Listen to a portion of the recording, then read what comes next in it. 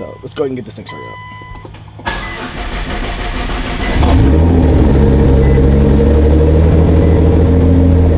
I'm telling you right now, man, this thing is, and this thing has mufflers, right? It has a HKS Legomax exhaust. So it has the leads up front, the white pipe and all that shit, but then it has the Legomax freaking mufflers in the back. Now, if I upgrade turbos and do things like that, I do plan on getting a full exhaust, like as in a Boost Logic exhaust where there's no mufflers at all. But as for right now, the car sounds freaking sweet, so I'm gonna go ahead and not spend the $5,000 and just hold off on that if I can. But also, guys, make sure to subscribe because I do have something that I purchased, not yesterday, but the day before, which will change the look of the interior of the vehicle. It's gonna be freaking sick. Also, something else that I wanna do for the interior of the vehicle, I wanna do it like the black edition. I wanna change out the headliner to black, change out all the components to black, and I think it'll give it a nice, clean, dark vibe in here. I do not like when vehicles have gray roofs. That's just me. It's one of those things. It makes the vehicle seem really, really bright, which if you like that and you don't like window tint and stuff like that, then that's fine, to each his own. But my Tahoe has a gray roof and it's all blacked out in the interior. Everything other than the freaking roof, which is, it bothers the hell out of me. So I do want to change this roofing out to a black one, which I found, which is like anywhere from $700 to about $1,000. And then this piece right here is a couple $100, which is this piece right here, this plastic piece. Let me turn on the lights. This piece right here is like about $300. These right here, the damn visors, are almost $500 for OEM ones. And then the little hooks right here are only like $20 a piece. So for the full set, it would probably be about $1,600 if I were to find maybe the minimal costing items. But I've seen that they have paint for these right here, interior paint, which, I mean, I would probably try it, but I'm not gonna go the cheap route on a vehicle like this. So more than likely I'll just end up breaking down and buying this piece black, and then buying these black, and then changing this one out to an OE product so that the whole interior is blacked out. Let me know what you guys think down below if I should do that. Like I said, that'll be something cool to where I don't have to do crazy engine mods or none of that stuff, because the motor and everything is probably, I mean, the motor and everything's pretty much already built. So I really don't have to do too much on that front. But the plan is this year to go Motec. 100%, that is the plan, to go Motec. Also, I just seen on Instagram, follow me on Instagram, that Fuel Fest is coming to Dallas. Dallas is about 7.5 to 8 hours away from me, so I would definitely need a trailer if I plan to take the vehicle to that, which I would love to go to freaking Fuel Fest this year. I believe it's April 20th. Don't quote me, but check down below for my Instagram, and I shared it on my story. But let's go ahead and let the car get warmed up. Let's go turn off the BMW, and we'll start lining out all the stuff that we got to do. And I'm going to show you guys what I need to work on. All right, so I got the R35 backed into the garage. We're gonna go ahead and let everything cool down before we start messing with anything. I don't think I need to get the bumper off, but I do need to get the undershroud off, which, let me show you guys what my my little issue is. Hold on, I gotta put that camera.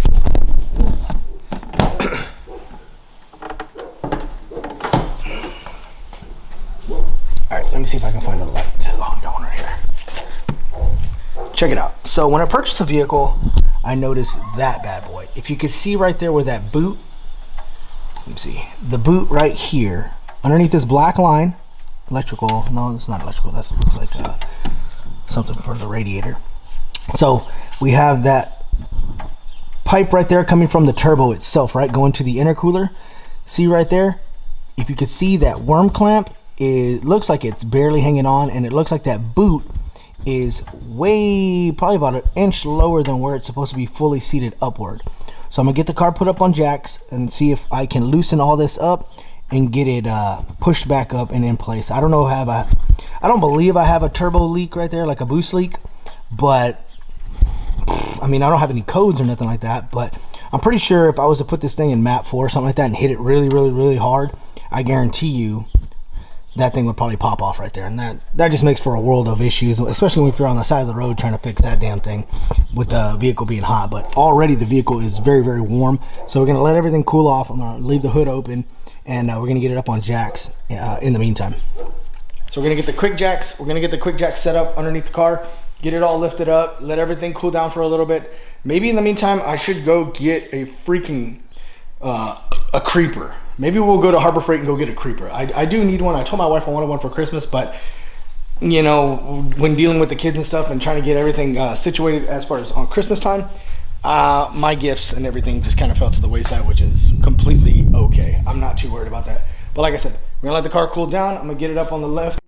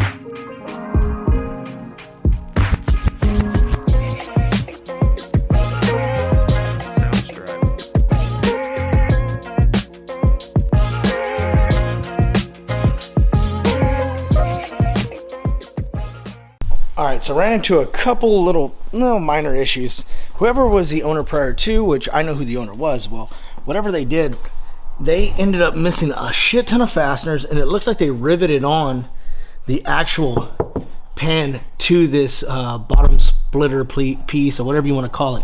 So I was trying to figure out how I can, maybe I would just have to take off the whole freaking bumper to access the intercooler piping.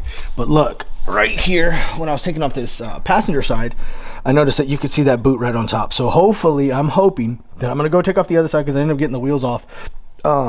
If I take off that other panel, the inner fender liner, hopefully I'll be able to access it right there and be able to manipulate it enough to not have to take off any of the bumper, do any of that stuff, and man, we'll be set, dude. That'd be awesome. So I don't have to do too much manipulation of any of these pieces, man, which I really do not want to have to do. So let's go ahead and get the other side. Let's go ahead and get the other side open and see if it's a win.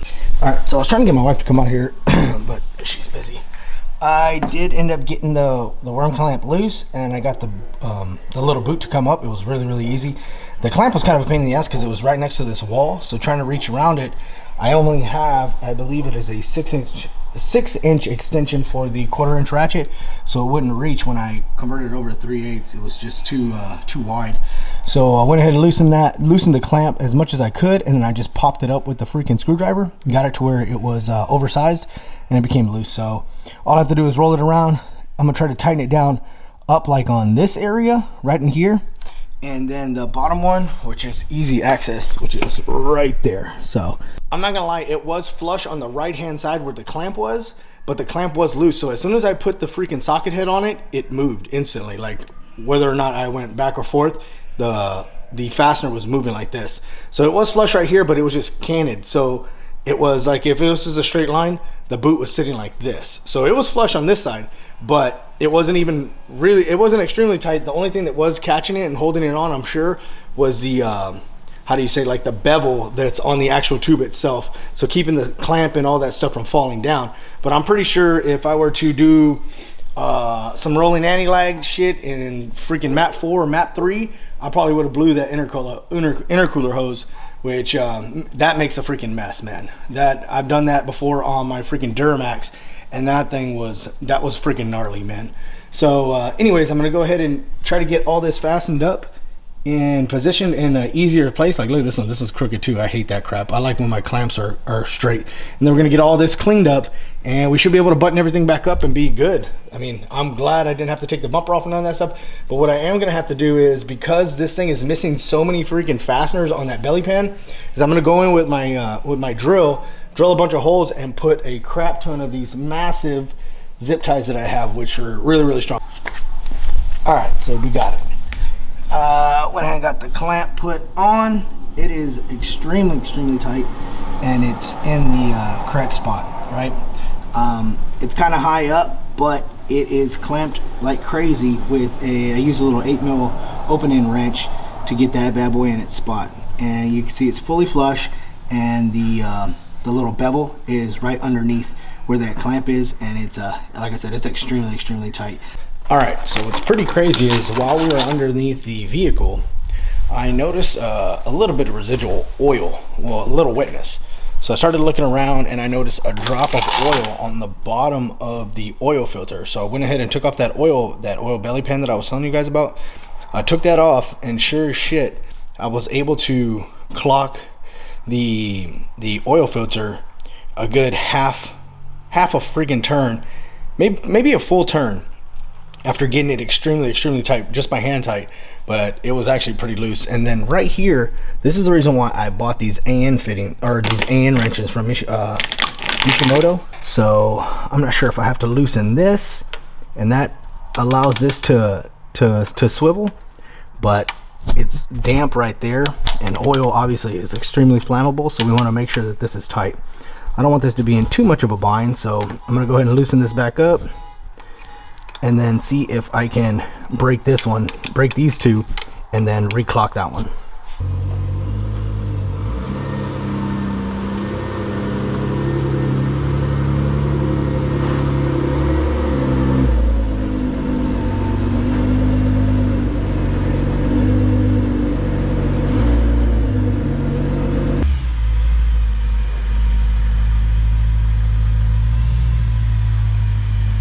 We went ahead and pulled the inner fender liners and was able to fix that damn boost tube that was really frustrating me. I was scared to put it in 3 or 4 and actually hit and romp on it out of fear of freaking knocking off the intercooler pipe, which would have been, trying to change that on a hot car on the side of the road would have been a pain in the ass, and not being able to lift it up, you know what I mean? So good thing we got the jacks, were able to do that, and it was actually really, really easy. While I was under there, noticed a freaking, a little bit of residual oil. It looked fresh because it wasn't covered in dirt or any of that stuff. Oil, so I went ahead and removed that oil, the oil little skid plate, and noticed that there was a bead of oil on the actual oil filter. Went ahead, cleaned everything off, tightened the crap out of it, and it went pretty much a full rotation when I actually used my hand strength. So I'm assuming that it just wasn't tight enough, and so I went ahead and cleaned everything off. It looked really good. There was no more dripping, and I like I said, I wrenched on it as much as I could with my hands, put everything back together, and then came up on top. And then where the oil filler is at, that line is always kind of like in a bind. So I had bought the Michelin freaking anodized wrenches for AN fittings, because I didn't want to scar them all up using a crescent wrench. So I bought those, and I went ahead and reclocked it, and it works perfect. I ended up dropping the damn wrench inside the bumper, which was a pain in the ass because I had to remove that little piece that goes right here, that little cover. I kept hitting the bumper and I could hear it, but I couldn't see it anywhere. So I went ahead and removed that piece, and it was sitting right here, right underneath this carbon fiber piece. But I went ahead and adjusted that line, It fits perfect, and the reason why I messed with it, or the reason why I originally ordered the wrenches was because I did have a droplet of oil as well underneath that spot. I noticed that it wasn't extremely tight, but anytime you tightened it, it would put the line in a bind. So I needed a couple of wrenches. So I went ahead and bought the full set of AN wrenches. I adjusted it right now and it fits perfect. I freaking turned it on, obviously moved the vehicle around, checked for leaks, no leaks, so we're good on that. Other than that, man, I hope you guys didn't mind the content. And like I said, it's nothing crazy. I do have something really, really nice coming for the GTR, so make sure to subscribe.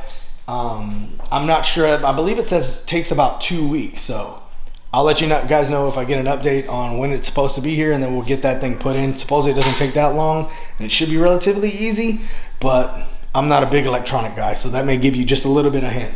But yeah, man, I'm excited. I'm gonna be able to run this thing pretty hard, and I also want to go buy cans of actual E85, because right now I check the ethanol content after filling up and it's only at 60, which it may still have a little bit of 93 octane in it, but 60 to 65 is probably what you're gonna get at the pump. And if we want to put down way more power, especially in this cool air, I need to get closer to 85, even on map 1. I mean, it feels good on map 1 with just 60, but I could just imagine if it was on E85. But you guys all take care, man.